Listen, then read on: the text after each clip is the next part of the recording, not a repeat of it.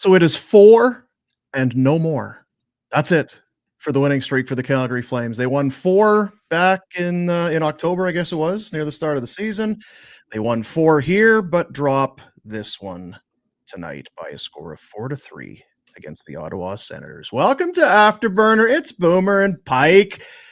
Presentation, of course, Bet365, our good buddies at Bet365, the world's largest sports betting platform. Get yourself an account if you haven't already. Bet365 app is awesome. Huge range of markets. You name it, it's on there. Download the app. Use the promo code NATION when you sign up, and it'll be worth your while. Whatever the moment, it's never ordinary at Bet365. 4-3, another one-goal game. Their 10th of the season. But Pike, I'll set you up. To say it's a one-goal game, maybe a little flattering for the visitors tonight. Yeah, I mean, if a different goaltender between the pipes for the Flames, probably not as flattering a scoreline. They gave up 9 power plays. I mean, a couple of them were kind of truncated, but still, the Flames had 2 power plays in this game, and I would argue earned 2 power plays in this game. The Ottawa Senators were given by the Calgary Flames 9 power plays, and some of those were penalties. You go, okay, don't know why you did that with your stick, and it just felt like one of those games that they just couldn't get out of their own way. At the end of the press conference on Saturday afternoon, I asked Ryan Huska what was working well for the Flames at home, and he mentioned that they weren't really giving the other team much in terms of their puck management at home, generally pretty good, and I don't think they did a lot at home to take ill-advised penalties at bad times. And it seemed like those 2 trends were things they parked distinctly at on Saddledome Rise and did not pack with them, because this was one of those games where they just seemed like every time they started to get their legs under them, they did something to take their own legs out. And it was those games happen, I guess, but it was an uncharacteristically sloppy and undisciplined Flames team. You get the benefit of the doubt when you've played as well as they have. So this is a one-off. Okay, you weren't great. You move on. You've got Detroit in a couple nights, so be better. So they've earned that. There's some equity in the bank, I suppose, for them. But yeah, I had it written down here. Flames lost their identity. Senators found it. This one, I don't know. They went to work on the forecheck. They were the hungrier team. I worried about it a little bit. We were talking about it on the other show. You got one team. Their coach is out defending their captain in the media. They've lost 5 straight. They're pissed off. The other team has won 4 in a row. Hey, life's great. We're rolling. We're away from home. Left the wife and kids behind. Maybe have some steak dinners on the road. They just weren't very good tonight, for whatever the case may be. But over the course of the season, you're going to have these kind of games. The penalties, for sure. You take all of that away, and it was not just the penalties, the timing of them. You get into, okay, here we go. Get into the third period. Let's get this. Sharon Govich, 31 seconds in, elbowing penalty, and then Uyghur. They couldn't get out of their own way. They were not their, I guess, their own worst enemy, or whatever you want to call it tonight.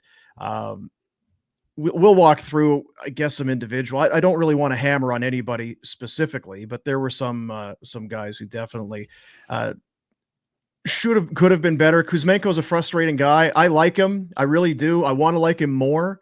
And then takes the penalty. The one other time he's got a chance to take a shot, and the no look spinning backhand pass through the seam right on the tape of an Ottawa Senator. I get it. You can shoot. You're a high octane. You're a high offense guy. Just come on, man. Especially with this team. This is a lunch pail team.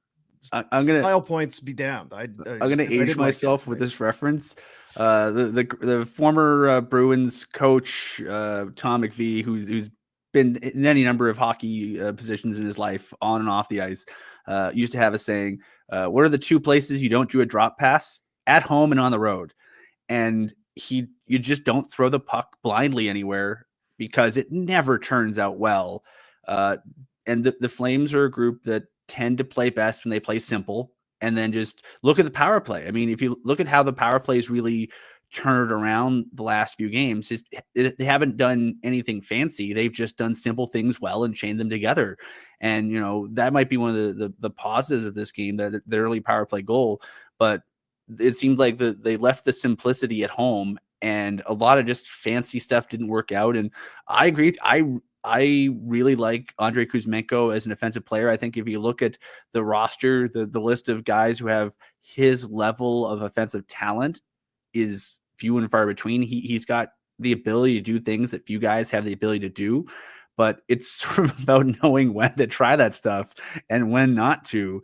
And it just seemed like he might have been the canary in the coal mine for the Flames on this occasion, because it's just, the ill-advised penalty, the ill-advised passes, he just couldn't quite seem to get things going, even though you kind of understand what he was trying to do in almost every situation, but it just wasn't clicking.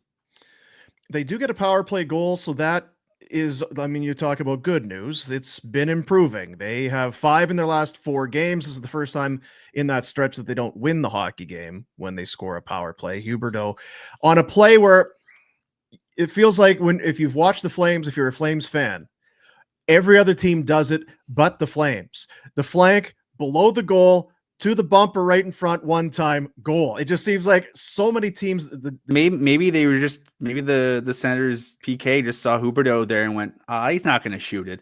But he passed it right into the net. So, it was a good, maybe he thought there was somebody standing behind the net. Maybe that's the new play. Is that what you're saying?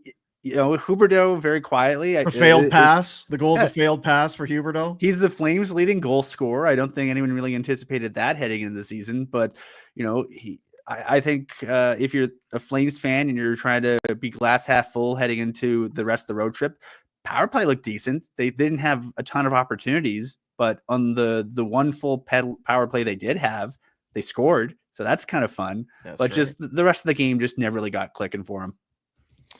Next week, Tuesday, we are going to be taking this show on the road. This thing that we do. We're heading to Richmond's Pub once again. We were there, I think it's about three and a half weeks ago. We're going back December 3rd. The Columbus Blue Jackets are in town, and we'll be at Richmond's Pub, our home away from home. And we got a lot of things going over at Richmond's. They got unbelievable pizza. You had the pizza when we were there. Oh, pizza's fantastic. So good. Delicious. It's there on a Tuesday, which is also wing night. Jack, I know, will be very excited. He was very sick last time. He didn't get to come and have any. There's great food, great atmosphere. Everybody's there having a hell of a good time, and we will be as well. They've got American Thanksgiving coming up this week as well. If you want some turkey and football, you can head over to Richmond's Pub. As well, when we are there, we're going to have the grand prize draw in their football VIP package. Now, you have to be there on Thursday night, so there's one more this Thursday with Thanksgiving while you're there. Enter to win for the VIP package. One person gets their name drawn, and then everybody comes back, all the qualifiers, on that third date. And one lucky person is going to be off to see Dallas versus Cincinnati down in Texas. Flights, hotel, tickets to the game, and some spending cash for you. That's a hell of a prize. They do it every single month at Richmond's Pub. If you haven't been, you got to check it out. Every time that the Flames are playing, it's Coors Light, it's Coors Original, it's Coors Seltzer on special. They've also, as I mentioned, they got the Origin Brewing, the Barn Burner Blondes. Go and have the Barn Burner Blondes. Sports live here. Richmond's Pub, 3919 Richmond Road, in the heart of Glamorgan. So I went to look back. It just, Wolf has been so good. It's like, well, when's the last time he let in 4? Well, okay, he let in 4 in Boston, and there was 5 against, I guess, that Utah game or whatever it was. So it's not like he's had, this is a huge outlier, but it's been a while since we've seen a team get to him like this, and the guys in front of him had a big part of that. I guess I'm curious, what are your thoughts? They play again in a couple nights. Do you tend to think you get back into the rotation again? Do you give him, you've got the back-to-back coming up, and we'll look at the road ahead in a little bit. You've got some back-to-back games. You're going to split that. I'm curious to see what Huska will do in 2 nights' time.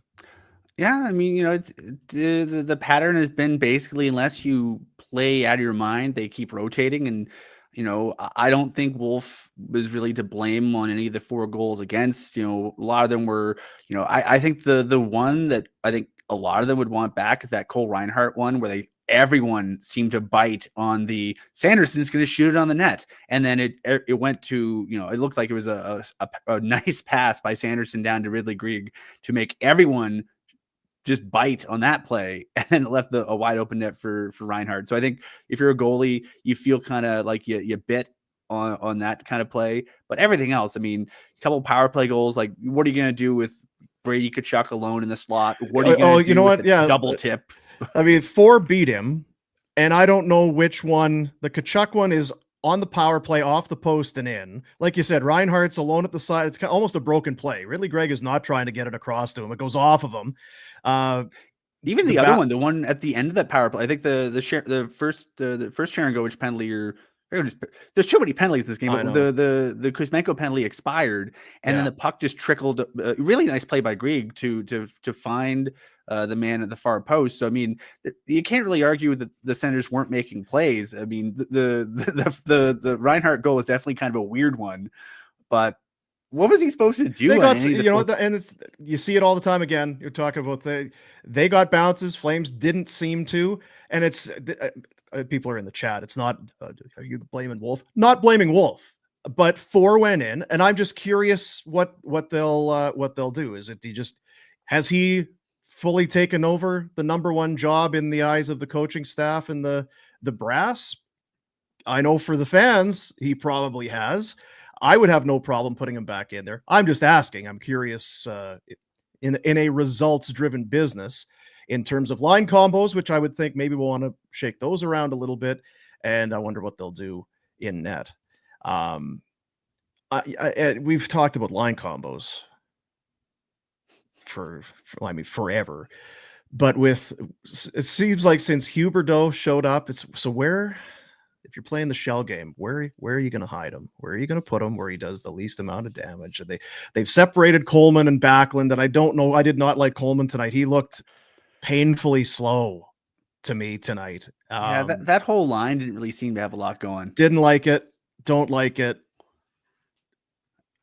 I'd spin that one, I think. Yeah, I mean, I think the big challenge is like, okay, Coronato and Backlund and Sharangovich seem to be going pretty well.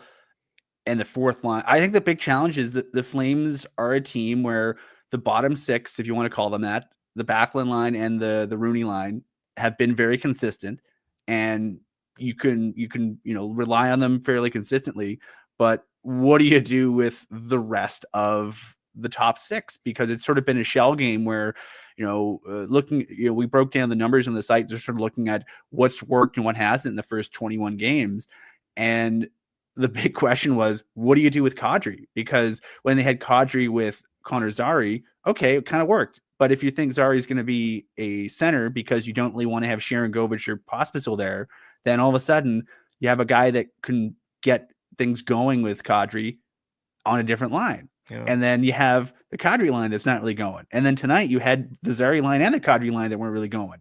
So what do you do? I'm fascinated to see what they end up doing against Detroit, because this could be the kind of game where I think the blue line seems to have a kind of a set group, but it might just be names out of a hat at this point to see what works on the road, because I think they're really vulnerable to tough line matchups on the road, given how bottom heavy their composition is right now. Coronato had quite a night. He gets nailed once by Stützle, hits a banana peel and goes crashing into the boards, and then had a chance to beat Forsberg on that backhander when he was down and out. And somehow, I mean, it's crazy. You're going to see that Coronato's going to see it in his nightmares, and he'll see it on highlight packs. But on the right side with Backlund and Sharangovich. So again, don't want to get too far into it, because again, it was not their best night. Let me start here. What do you deal the Zary at center? Are you seeing enough that he is a center? There's enough to build on here as an NHL guy, or is this kind of Pospisil-esque where it worked for a while, but then it became clear he's better as a winger? I think he's better at center than Pospisil or Sharangovich. I don't know if that's saying a lot, But Zary is a guy who he was drafted out of the Western League as a center. He played center extensively, even with the Wranglers his first year, and then he was sort of converted to winger because there was too many centers at the time in the Flame system, and there wasn't really much of a pathway for him to get the NHL. And then now that he's here, I think they're trying to sort of bring that out of him. I think it's a work in progress. I don't think that their pursuit of a center, we had Frank on the other show today, and Frank has been pretty adamant, and I don't think he's wrong in this, that the Flames are sniffing around for an established young center because, I don't think that Zary is the answer quite yet. He could develop into it. He's still very young, and he's played, a year in the NHL. So I don't think he's a finished product yet, but it's also the toughest place in the world to learn a position, even if you've played it before. Yeah, I'm bought and paid for when it comes to him. I don't care where he plays necessarily. If he can be a center, then that's awesome. But if he doesn't, then you've got a hell of a winger. Even on the wing, he's one of those guys, he creates. You don't necessarily need to put him with a playmaker because that's the only way he's going to be effective for you. He's constantly stirring the drink. Pospisil's a funny one. I love the way he plays, but I feel like he's not playing the way I like him playing. Does that make sense? It's when he got in, he was a bull in it, whatever you want to call it, but he was a shit disturber, and I don't see him disturbing much shit lately. And I'm not saying the coaches have confused him with the message, but you got to come in, you got to be aggressive, but don't be too aggressive because if you take penalties, then you hurt the team, and then you got suspended. So you got to smarten up. Now we're going to put you to center. You got to learn how to take draws, and you got to do this, you got to do that. Okay, back to the wing. Now you have to score, you have to check. I think there's a lot of things, and it maybe changes from night by night. But from the outside looking in, I hope that they have a clearly defined role, at least for him, or at least in his mind, an expectation of, after 3 periods, I want to come in this room and feel like I did my job tonight. Now, what do I need to do in periods 1, 2, and 3 to accomplish that? I hope that message is clear to him. I don't know what it is, but I feel like get back to basics, start banging bodies and start getting in guys' faces again. Yeah, and I think I've heard some folks verbally worrying, oh no, is this Walker Duehr 2.0? And I don't think it's quite that, because I think he's a better hockey player than Walker Duehr. I think he uses his size better. But in terms of just the pattern of guy who comes in hungry and pissed off in a bottom 6 role, carves out a spot for himself, and then gets the guaranteed contract, the narrative writes itself, but I don't think the narrative is right. I think it's just a case of what does Pospisil feel he can do consistently in order to be effective? Because he's got that size, and he's one of the few guys who's big and plays big. I mean, we've seen plenty of times, how many times have we heard the Flames? We heard this extensively with Mark Jankowski.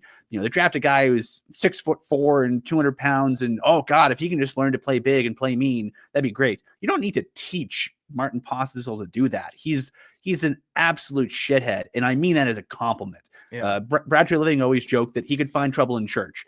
And I think it's just a matter of him knowing what kind of trouble to look for. And I think I agree with you. I think to a certain extent, maybe the center experiment sort of got him thinking too much. When he's an instinctual player, he's very, very good. But I just think, you sort of see him sometimes on the ice sort of slow down a bit. You can sort of see the wheels turning a bit too much, in that he's going, okay, what am I supposed to be here? What am I supposed to be doing? Yeah, whereas other players, I'll compare Coronato in this case.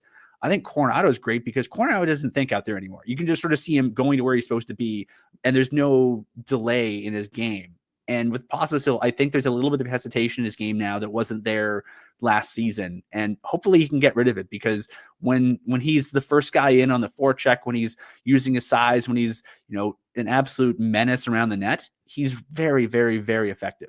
Yeah.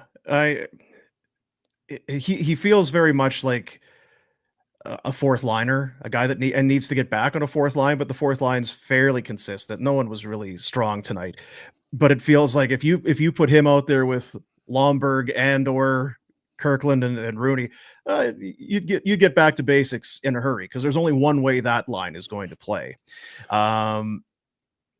And then, yeah, with Coronato, he's so skilled. You just wonder if he's a guy that's kind of streaky in that way. He's going to score one, then he's going to get another one, then he's going to go on a bit of a tear, then he might have a little hard time finding his way through. He's also bounced around a ton. Tonight it's Backlund and Sharangovich. He's been all over the place. So as the coaching staff, I'm surprised in a way that despite the success they've been having, that they have been tinkering with the lines as much as they have been. Usually once you find something, you kind of go with it, but they have been moving some guys around here. But maybe that's what it is when you're a coach. Maybe that's how you get your excitement. Because what was the last swap? It was the Sharangovich-Coleman swap after the first few games, because I think they felt that I think that was sort of seen as a promotion of sorts for Sharangovich internally, because he'd been playing well enough. And I think they thought that, you have Coronato and Backlund playing that really strong 200-foot game, and it would open up some more offensive opportunities for Sharangovich. I mean, they're the only line that scored a goal 5-on-5 tonight, and I think they've been pretty consistently good. But then you're sort of, you're taking someone that could be helpful away from Cautry's line or Huberdeau's line, and then all of a sudden you're creating holes by moving guys around. So I mean, I don't think they're a deep enough group that they can really load anything up. They have to sort of go for line balance. And the problem is line balance only works if everybody's sort of pulling the rope. Sharangovich, as you mentioned, he does get one. So that's goals in 3 straight now. He is a streaky guy. Make no mistake about it. It was a rough go for him since coming back from injury. I think he scored 1 and then missed a few, and now he's starting to get into it again. And yeah, Huberdeau leads the team in goals with 7. You'd like so. You talk about things you didn't have on the bingo card or whatever coming into this season, him leading the team in goals and them being in the spot that they're in. Just their 7th regulation loss of the season. They fall to 12-7-3 on the season. I still think that this is what it does is it's a reset. Okay. Life was good. You were at home winning games. The Wild, you had a lead and then you pissed it away, but then you managed to get it back. Here, the Sens went up on you. You almost came back. It was kind of like, okay, maybe some bad habits creeping in or what have you. But tonight was certainly, even the Wild game, a far cry, because I thought the effort and the drive was there for that game. So come out and be ready. No reason why you can't go into Detroit, because they have not looked that great. We'll look at the out-of-town scoreboard in a little bit because they were playing, but this is again another team that you have to feel like just standings, whatever. You go in and you outwork these guys, and you'll have a fine night. Yeah, and I think if you're the Flames, you're just hoping that the script doesn't repeat itself, because we saw them get out to that great start. They were on top of the world, undefeated. The world's their oyster, and then they dropped 4 straight. And especially the last 2 games of that 4 straight losses were not good, like just flat out capital B bad efforts. And I think if you're those guys and you're going, if they think they're truly as good as some people are saying they are, and you are what your record says you are, they've earned their placement in the standings fairly honestly.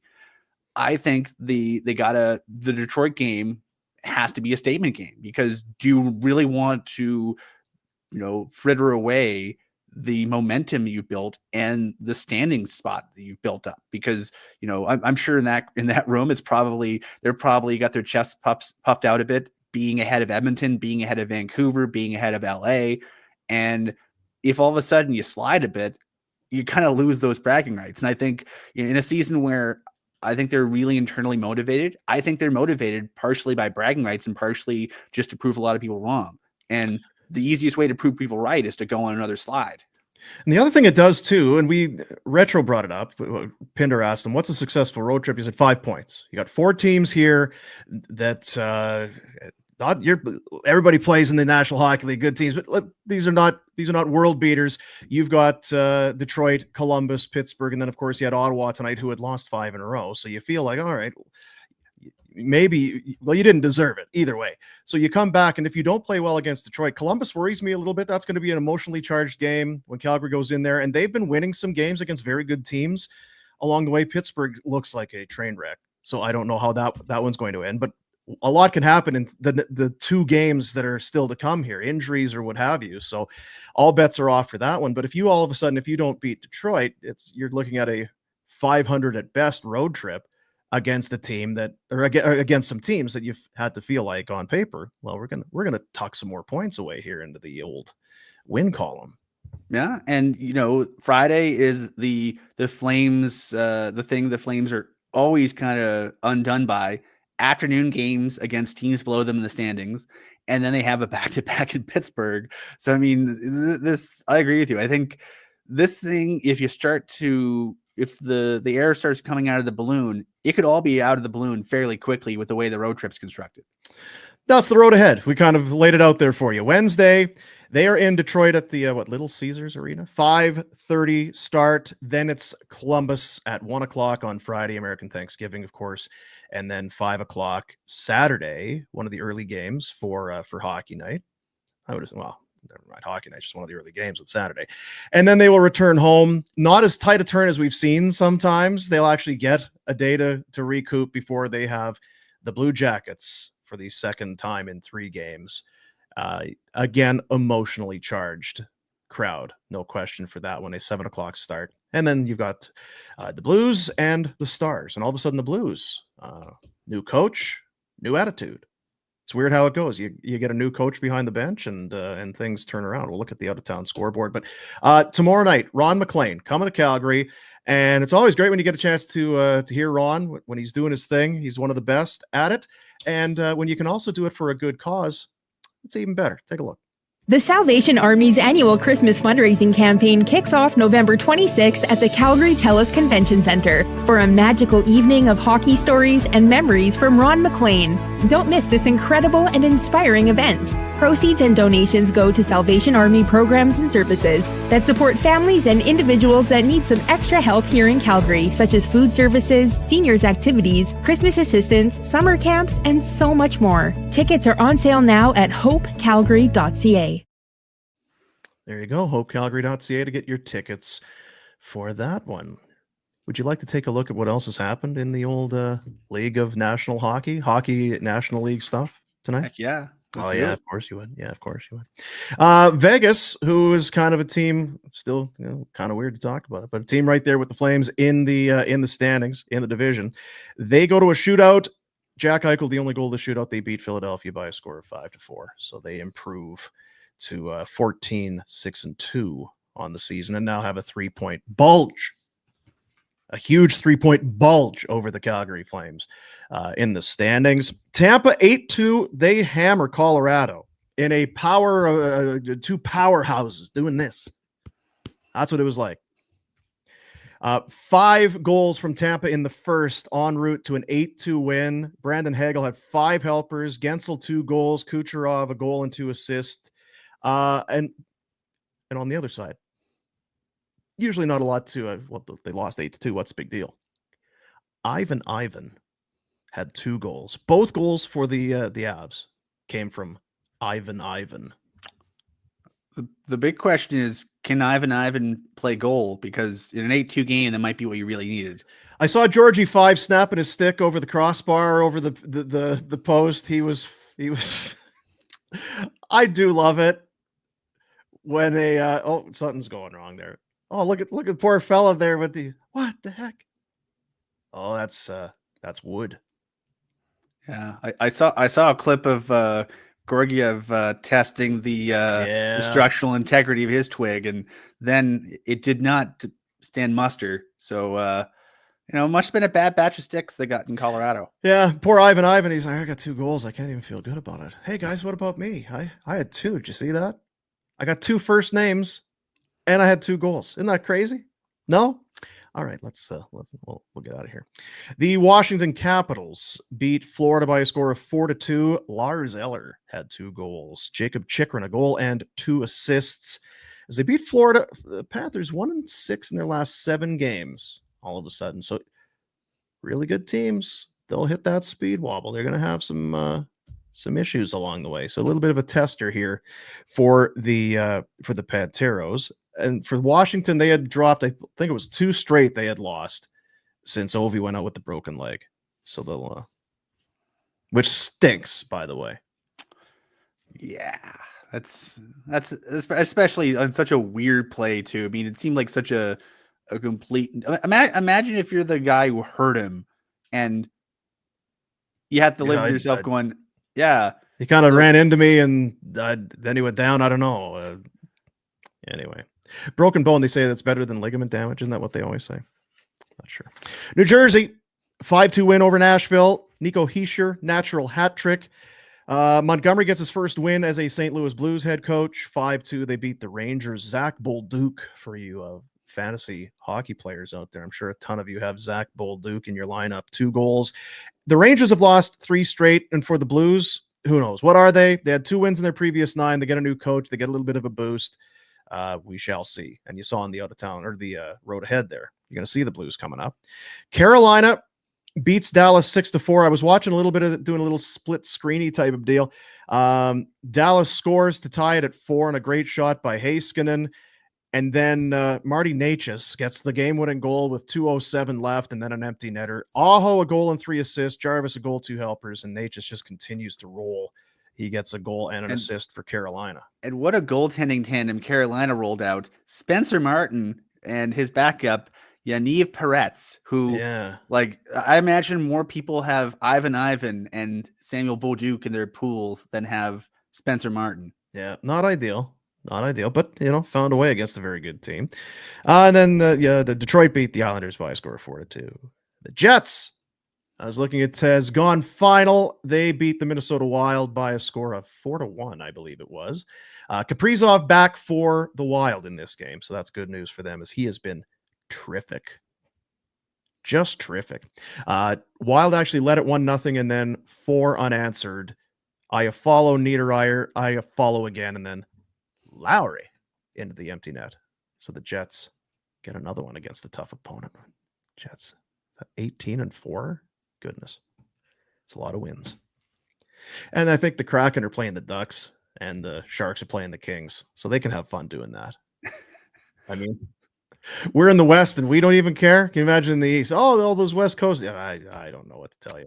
Hey, all I know is I think anytime that a certain team is not in the late game, I think everyone in this time zone goes, oh, good. I'll get to bed at a decent hour. Yeah, that's good enough. Let's take a look at our Bet365. Again, great partner. Great guys. Bet365. World's largest sports betting platform. Get that account going with 365. Use the promo code NATION when you get started up. Whatever the moment, it's never ordinary at Bet365. 2 games tomorrow. There's a look at them. Utah's in Montreal to take on the Habs. The Canucks will visit the Bruins. So Montreal is last in the East. They were beaten by Vegas 6-2 Saturday, but had won 3 of 4 prior. Utah, they've dropped 4 of their last 5. I don't know what we're seeing with Montembeault. Talking to guys out in Montreal, guy's playing okay. He's not bad. He's going to be all right. They're a home dog here. I'm inclined to go money line. Take the plus 120 on the Habs to sneak one here against the Utahs. And your late game, Bruins have won 2 in a row since getting rid of that coach. 1-0 and 2-1, so they're not lighting the lamp.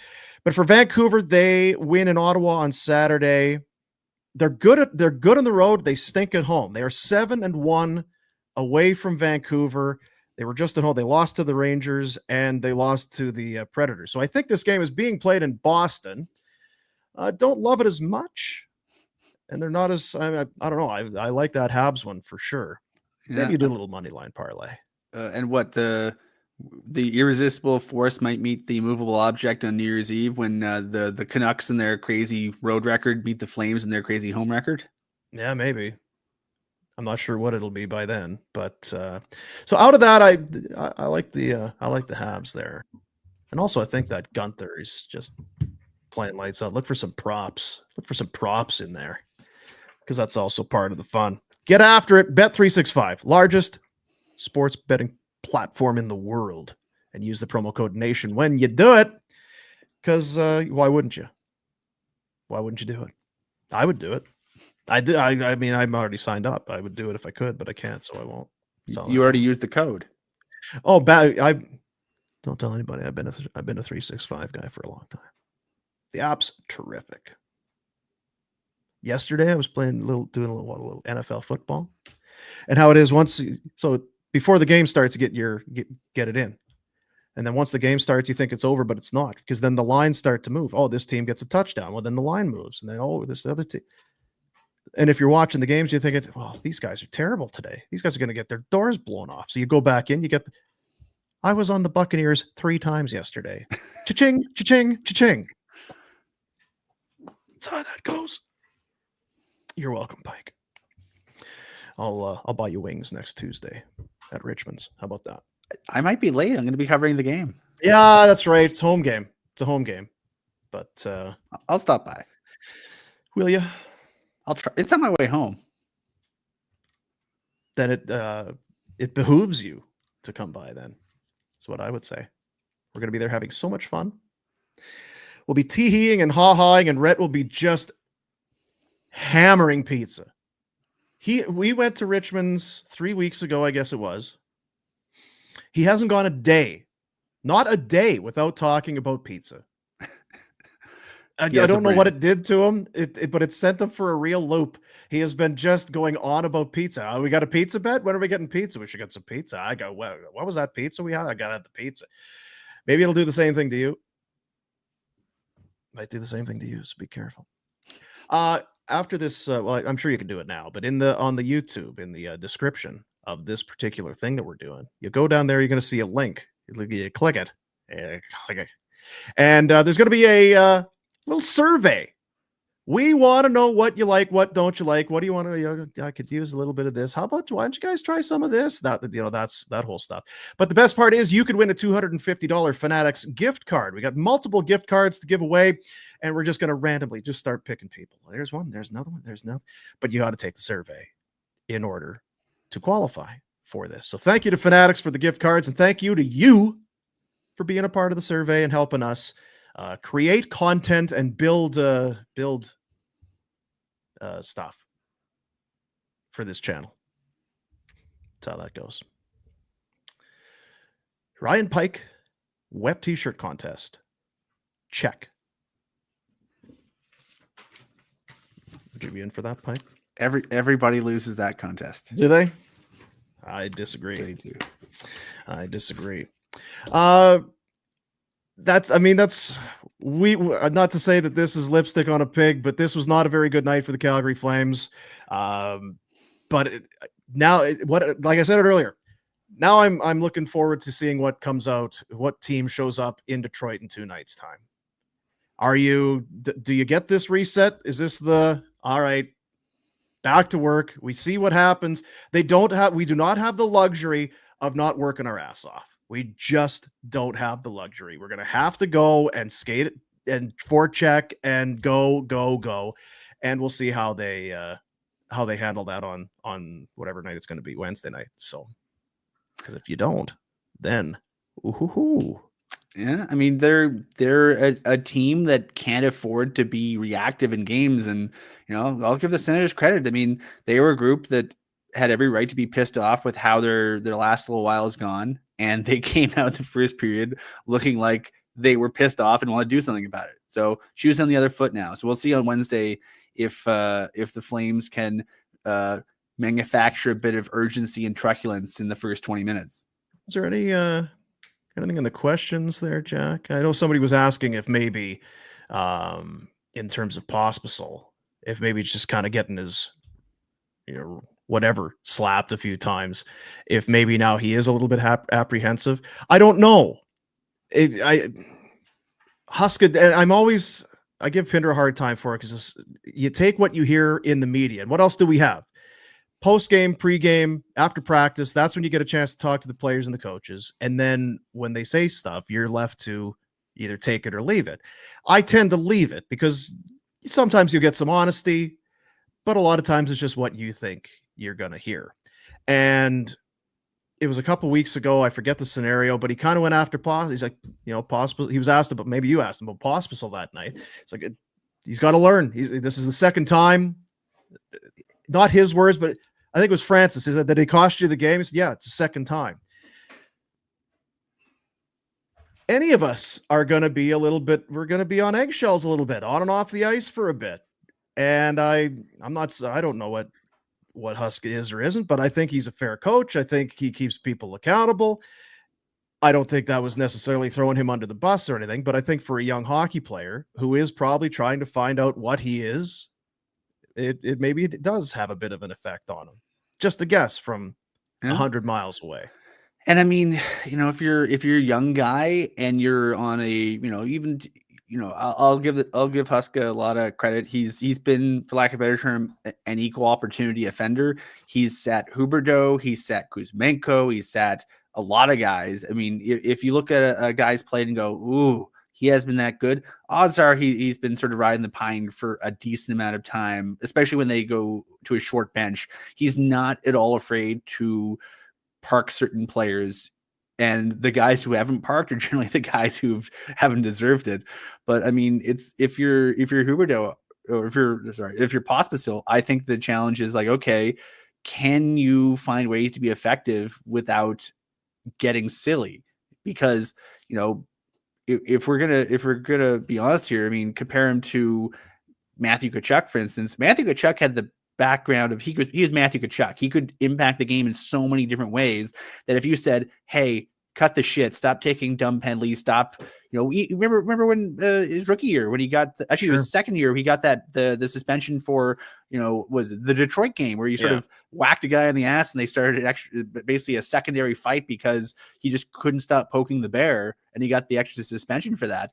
When he stopped doing that kind of thing, he was still really effective as a hockey player because he had so many tools. I don't think it's unfair to say Martin Pospisil has slightly fewer tools than Matthew Tkachuk. And so he has to really rely on what he has, and he just needs to figure out a way to do it less destructively. Yeah. If we had a segment, what do you want to see, or, what are you hungry for more? I'm hungry for more classic Pospisil. Get back to it. And the thing about Tkachuk, you go back there, and it's not unrelated. He also, if he didn't lead the league, he was one of the top 5 in drawing penalties because people were so sick and tired of the guy. And Pospisil was there. I don't have to think back that long to when he was getting a reputation, good or bad, whether he deserved it or not, but as a shit disturber. And Lomberg is one, and I think it's time for Pospisil to be one. Yeah, I'll say this to Lomberg. Outside of, I think tonight was one of his lesser games, and I think he didn't play as much as often. I think he didn't deserve to, but Lomberg's one of those guys that when he gets into it, he takes guys with him. So he's one of those guys that sort of gets into the pile, and all of a sudden it's a 4-on-4 because he takes somebody, one of their defensemen, with him, and all of a sudden your forwards have a little bit more space. So Pospisil can do that and has done that, and he's at his best just made the opposition players, goalies, defensemen, coaches, everyone on the other bench just nuts. But I think you have to have a certain amount of chip on your shoulder when you do that, and I don't think you can be playing nervous about doing what you're doing. So we'll see what he ends up doing. Where did you get the Ron Swanson bobblehead? Angus wants to know. I got it from the NBC store. I had to send away to the States for it. He's got a good stash going. There he is. Very nice. And this one we had, Wolf or Vladar. I asked the question. I think it's going to be Vladar. Not that Wolf cost them anything tonight, but he wasn't undeniable. And you have a back-to-back coming up. I just wonder if it's Vladar, Wolf, Vladar, the Pittsburgh game. Although it's going to depend.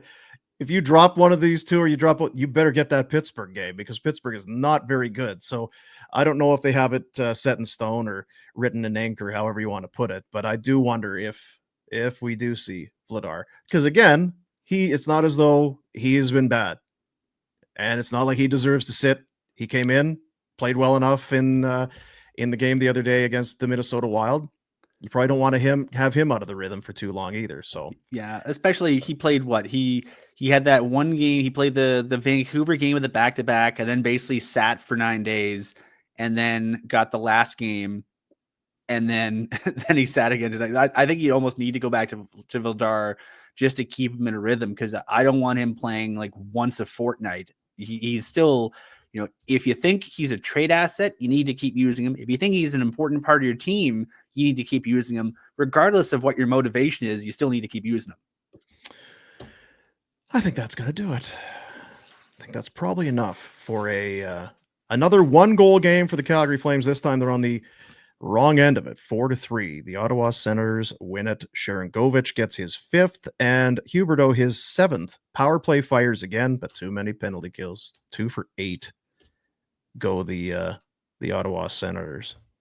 Had a couple minutes of 5-on-3 there. Not ideal. I mean, good 5-on-3 kill. I thought that was if you're grasping at straws, one of the positives is the 5-on-3 kill. I mean, that game could have gotten away from them in a hurry if your penalty kill and your goalie aren't up to snuff for that 2-minute period. So I mean, good for them, but it's it's not much of a silver lining in this game. I'm gonna press a button. You want me to press a button? For my buddy Jack and for Ryan Pike's Bear saying, hey buddies. See you buddies.